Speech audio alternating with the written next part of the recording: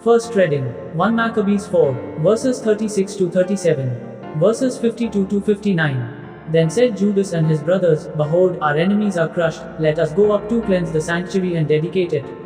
So all the army assembled and they went up to Mount Zion. Early in the morning on the 25th day of the 9th month, which is the month of Chislev, in the 148th year, they rose and offered sacrifice, as the Lord directs, on the new altar of burnt offering which they had built. At the very season and on the very day that the Gentiles had profaned it, it was dedicated with songs and harps and lutes and cymbals. All the people fell on their faces and worshipped and blessed heaven, who had prospered them. So they celebrated the dedication of the altar for 8 days, and offered burnt offerings with gladness. They offered a sacrifice of deliverance and praise. They decorated the front of the temple with golden crowns and small shields. They restored the gates and the chambers for the priests, and furnished them with doors. There was very great gladness among the people, and the reproach of the Gentiles was removed.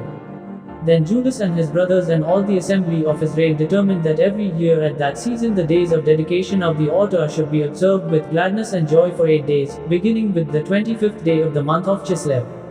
Gospel, Luke chapter 19, verses 45 to 48. And he entered the temple and began to drive out those who sold, saying to them, It is written, My house shall be a house of prayer, but you have made it a den of robbers. And he was teaching daily in the temple. The chief priests and the scribes and the principal men of the people sought to destroy him. But they did not find anything they could do, for all the people hung upon his words. Reflection. After cleaning the temple of impurities Jesus taught there daily, Jesus is still teaching us up to this very minute. Teaching us how to properly live our lives, teaching us that life is not so much of material and intellectual accumulation. For Jesus, life is service, life is humility, life is sacrifice, life is about simplicity and the like.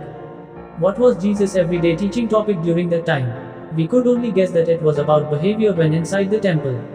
And perhaps he was also teaching them about life and how to properly live it. Is there a template on how to properly live our life? Of course there is, and it's no other than the life of Jesus himself.